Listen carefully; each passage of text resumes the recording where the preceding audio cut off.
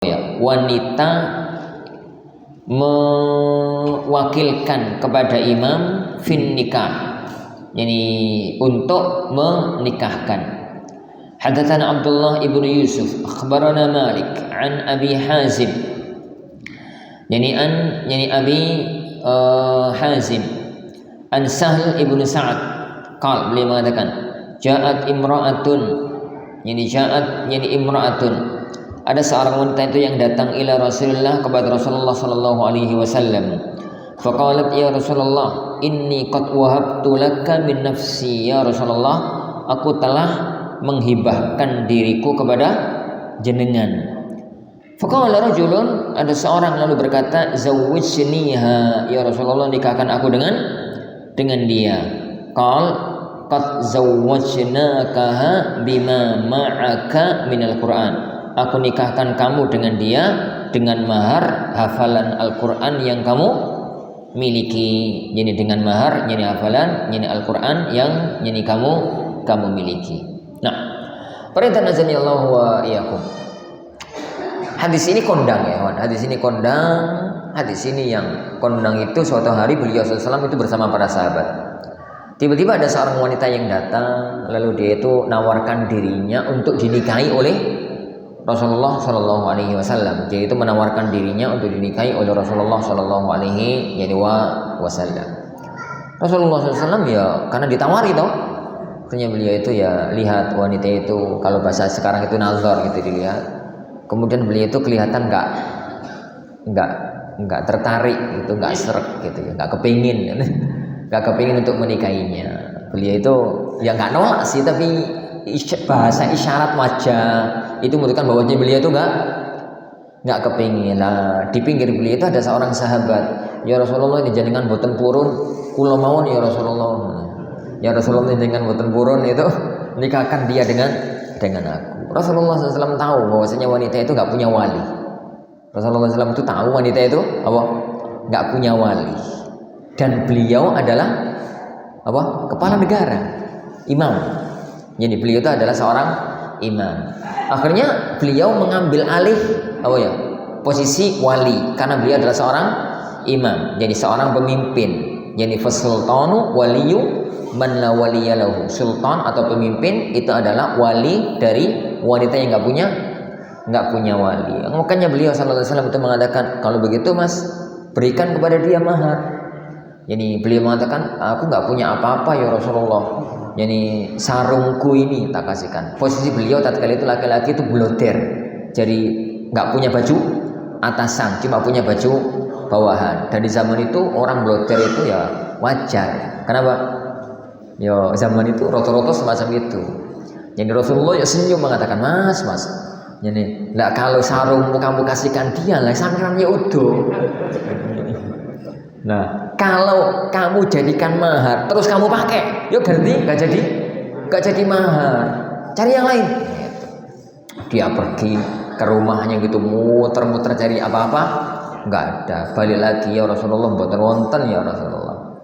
Akhirnya beliau ngomong, cari meskipun yos, jadi cincin wesi wopo, pokoknya jadi cari.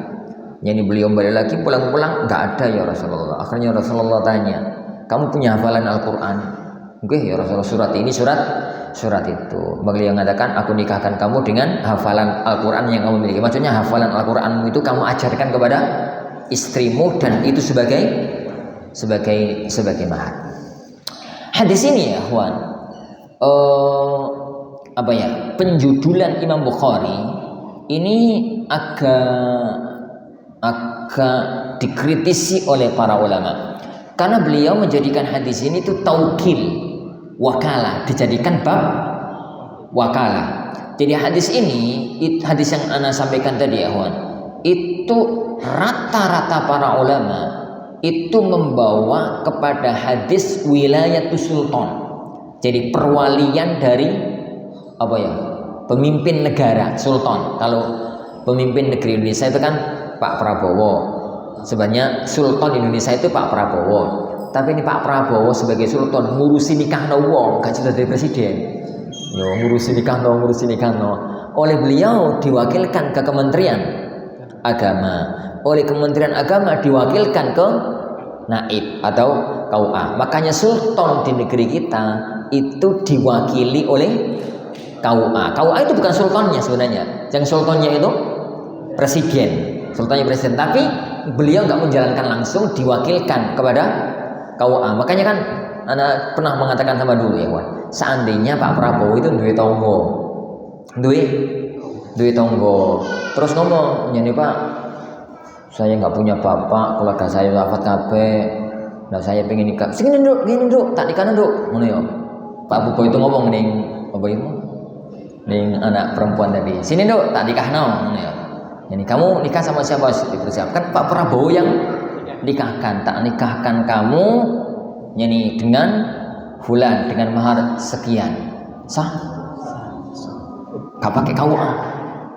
Ini sah ya kawan. Kenapa? Lah nek KUA sah, KUA itu kan wakilnya beliau. Maka beliau lebih sah. Bareng ngono ngongkon. Nah wis ning KUA karek golek apa? Surat. Awake yakin gak wani bantah. Sah. Kenapa? Ya memang beliau. Pertanyaan berikutnya, boleh enggak Pak kepala desa nikahkan? Enggak sah, enggak boleh. Wes, Pak Bupati. Enggak boleh. Enggak boleh. Kenapa? Ya, karena sultannya itu presiden, sedangkan presiden tidak mewakilkan ke bupati untuk urusan menikahkan, tapi mewakilkan ke KUA. Wakilkan KUA. Jadi mayoritas para ulama membawa hadis ini, Rasulullah SAW menikahkan itu bukan sebagai wakil, tapi sebagai sultan, yakni sebagai sultan. Makanya Imam Al-Hafidz Ibnu Hajar rahimahullahu taala, jadi beliau mempermasalahkan penjujulan Imam Bukhari. Tapi nanti kalau masuk dalam kitab nikah kita perinci, jadi penjujulan ini ya kawan, bisa benar di fikih Hanafiyah.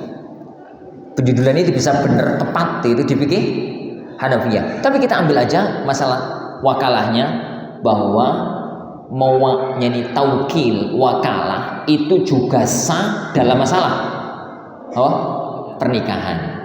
Jadi yang kita ambil dari faedah yang disebutkan Imam Bukhari, mewakilkan, jadi perwakilan wakalah itu juga sah di dalam masalah hukum pernikahan. Wallah sudah syak. Kita lanjutkan pada waktu yang akan datang biizni rabbina tabaraka wa ta'ala. Sallallahu wasallam wa baraka ala nabiyyina Muhammad. Assalamualaikum warahmatullahi wabarakatuh.